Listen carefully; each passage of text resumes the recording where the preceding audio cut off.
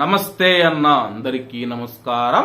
తొలి వర్షం అంటారు కదా మనం ఇండియాలో తొలి చినుకులు అలాగే తొలి వర్షం అంటారు కదా. కువైట్ లో అయితే తొలి వర్షం గత 2-3 రోజుల నుంచి తేలికపాటి వర్షాలు అయితే కురుస్తూ ఉన్నాయి. శుక్రవారం, శనివారం, ఆదివారాలకు సంబంధించి కువైట్ వాతావరణ శాఖ కీలక ప్రకటన చేసింది.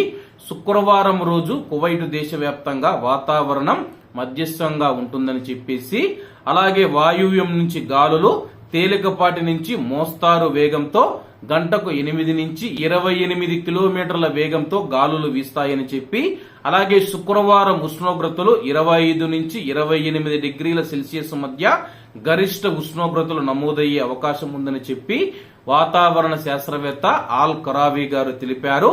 అలాగే కువైట్ లో రాత్రిపూట వాతావరణం చల్లగా ఉంటుందని చెప్పేసి అక్కడక్కడ వర్షాలు కురిసే అవకాశం ఉందని చెప్పి వెల్లడించారు.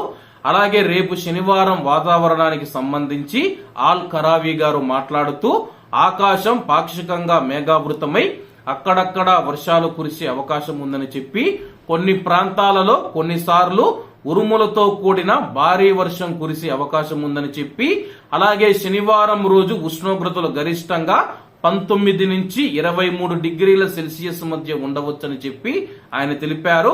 అలాగే కువైట్ లో ఆదివారం రోజు కూడా వాతావరణం చల్లగా ఉందని చెప్పి, ఉరుములతో కూడే వర్షం పడే అవకాశం ఉందని చెప్పి, ఆదివారం రోజు ఉష్ణోగ్రతలు 16 నుంచి 22 డిగ్రీల సెల్సియస్ మధ్య గరిష్టంగా ఉండవచ్చని చెప్పి ఆయన తెలిపారు.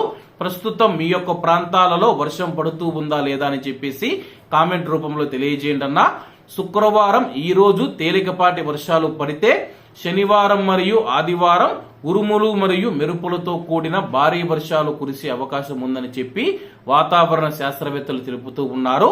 మరి వాతావరణ శాస్త్రవేత్తలు తెలిపిన విధంగా మీ యొక్క ప్రాంతాలలో వాతావరణం ఎలా ఉందని చెప్పేసి, వర్షం పడుతూ ఉందా లేదా అని చెప్పేసి కామెంట్ రూపంలో తెలియజేయాలని కోరుకుంటూ, అందరూ బాగుండాలి, అందులో మనం ఉండాలి. అందరికీ నమస్తే అన్న. జై హింద్.